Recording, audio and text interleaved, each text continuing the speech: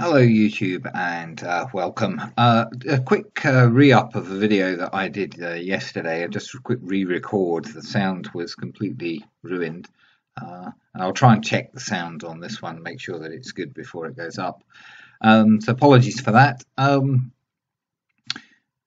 Although I've used the word Cavendish in this video, it's not about the Cavendish experiments. Unfortunately, it's another video about Ranti's 18.7 mile ball busting observation on a flat Earth, which we've already looked at I've already looked at the Walney Lighthouse and some buildings in Barrow, clearly showing that in fact the observation matches exactly what we'd expect on a globe and is nothing like what would be expected on a flat Earth. And I've yet to hear a reasonable explanation from Ranti or anybody else, a reasonable response to the comments that I made in that video.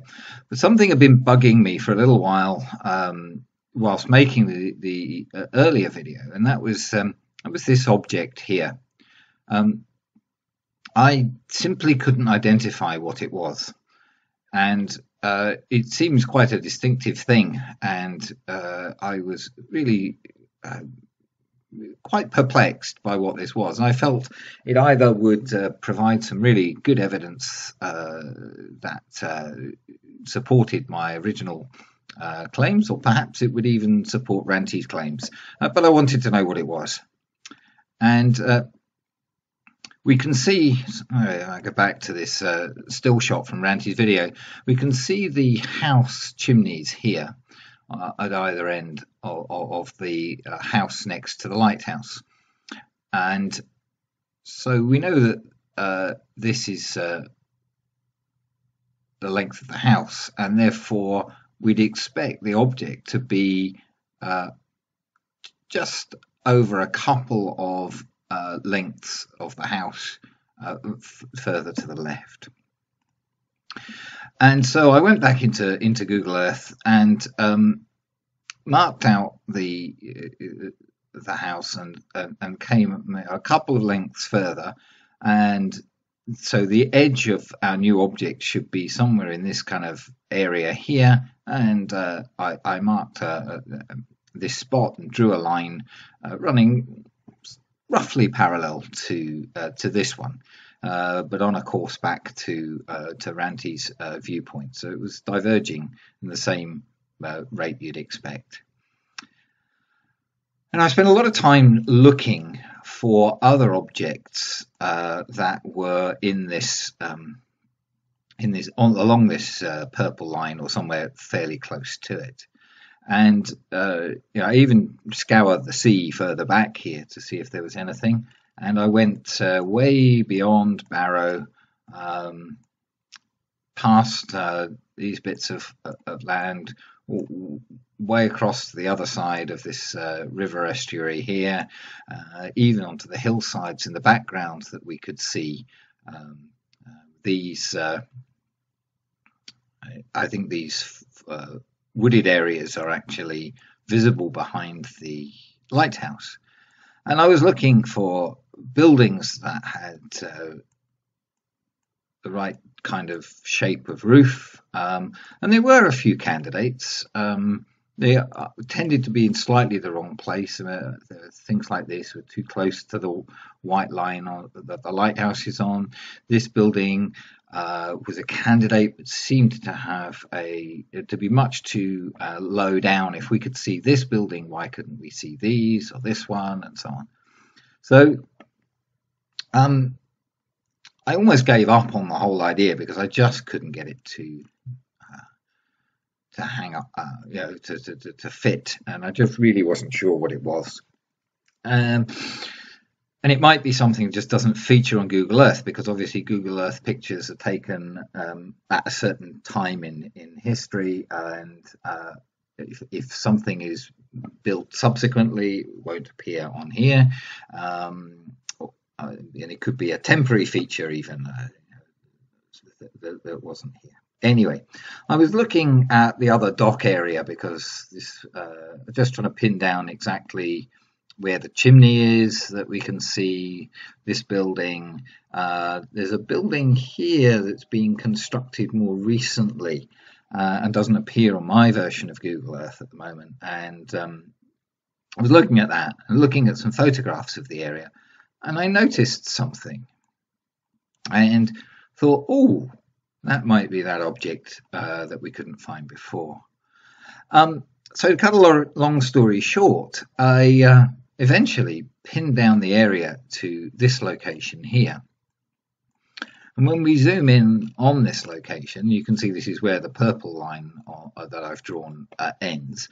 We find this object here, which is, I think you'll agree, the right sort of colour to be explaining this shape. Now, I don't know if Ranti or anybody else has actually identified this object. Maybe they have, maybe they haven't. As I said, don't waste a lot of time looking through other people's videos, particularly the long Hangout versions. It's just a waste of time. I tend to, to make videos as and when it suits me, and look at videos as and when I have a moment. But anyway, this appeared to be the right thing, and I set about finding some other images of it. So this is a crane, or some kind of dock-based loading system. So it's kind of on a turntable here, and these are the legs of it, and this is the upper part. This is the arm that comes out from it. Very quickly, the red line there is to show the length of this, and it works out at 25 meters, and that would be in good keeping with its size relative to the lighthouse dwelling here. They appear roughly the same size in the video still. The house is about 18-19 meters from chimney to chimney here, and this is 25 meters from here to here, but this object is further away, and therefore you'd expect it to be, due to perspective, to appear slightly smaller in our field of view. And so 18 or 19 meters, 25 meters, that seems perfectly reasonable. So, as I said, this is a crane, and the next question, obviously, is, well, should we be able to see that in Ranti's video? Is it tall enough to actually appear above the horizon on a globe Earth? And I haven't been able to pin that down perfectly. I can't find any data on this particular object, but this is the object in question, a photograph that includes it, and as you can see, we have the legs of the object, and presumably it's on a turntable, and it has this rather unusual sort of shed-like almost structure covering this part of it, and then the arm for the crane here. And you can see some ships moored nearby, and these ships are used for transporting nuclear material. The Sellafield nuclear reprocessing plant is just up the coast from here. And so presumably the waste comes in and is shipped or transported by train, I would imagine, from here to Sellafield. But it's clearly a very tall structure. These ships are not small by any means. Again, I haven't been able to find a precise height above waterline to the top of the funnel or the top of the masts here. But comparing the beam of the ships with the height of the ships, the funnel here is, I'm estimating something of the order of 30 meters above the water, possibly a little more, but certainly about 30 meters. We're looking upwards towards things here. So in fact, the crane is going to be even higher than the funnel. A couple more pictures just to show you, so you get a real feeling for the height of these things. These military naval vessels here are obviously closer to the camera, and so any comparison between them would be completely invalid. So clicking on, here's another picture. Again, we've got the got three naval vessels. Actually, look like it might be slightly different naval vessels. Why there's always three of them? I'm not sure. They may be the same ones, but these don't appear to have gun turrets at the front. And you can see how the funnels of these vessels here are, roughly level with the bottom of the shed structure here, possibly slightly below it. Here's another shot. There are three of these vessels, and they are different sizes. The tallest one, I think, is called the Pacific Heron, and the funnel here we can see is roughly level with the bottom of the arm here of the crane structure. So if this is about 30 meters, then everything from here upwards is higher than 30 meters, certainly. And this may be more than 30 meters above the water. I haven't got a precise figure, but it's certainly a tall structure. It kind of is taller and dwarfs everything else around about. There are buildings over here. This reasonably large building here, several stories, well, a couple of stories anyway, and an extra bit, an industrial type building, so it'll be high ceilinged, and it's much closer to the camera than the crane in the background, and you can see the crane towering above it. So someone can get an accurate picture, an accurate figure for the elevation of that crane, top of that crane. That would be really nice to have, just for comparison purposes. But I think we've seen enough to know that the crane is indeed very tall and probably above 30 meters. So would we expect to see this on a globe Earth protruding above the horizon? I think you'll agree that there's every chance that this object here is indeed the crane. You can maybe even make out a little bit of the arm extending off to the side here, and that this is the shed portion here. And then there's a little gap down to the horizon line, although it's not abundantly clear from here whether exactly what optical effects are going on near the horizon. So the precise location of the horizon might be this might be here some reflection of lighter light or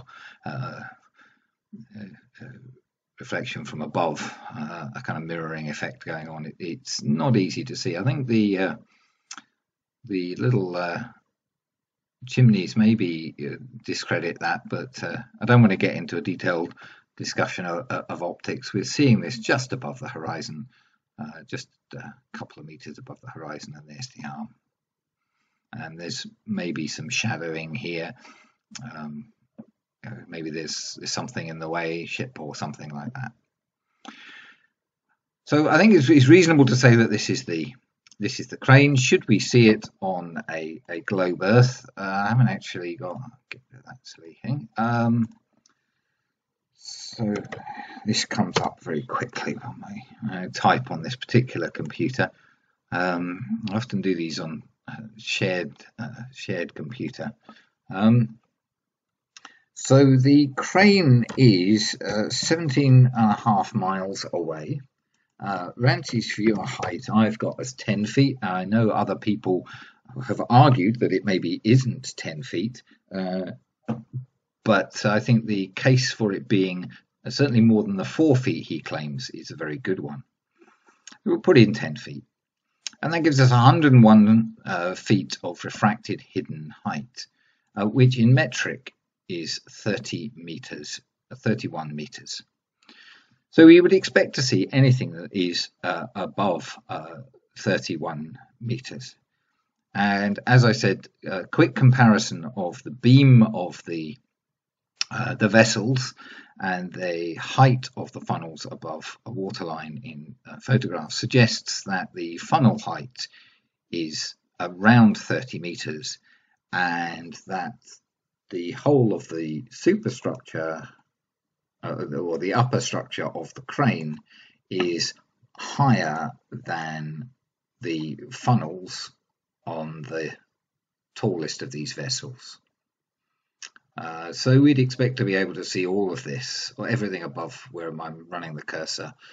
And I think you'll agree that that's pretty much what we actually observe in Ranti's video.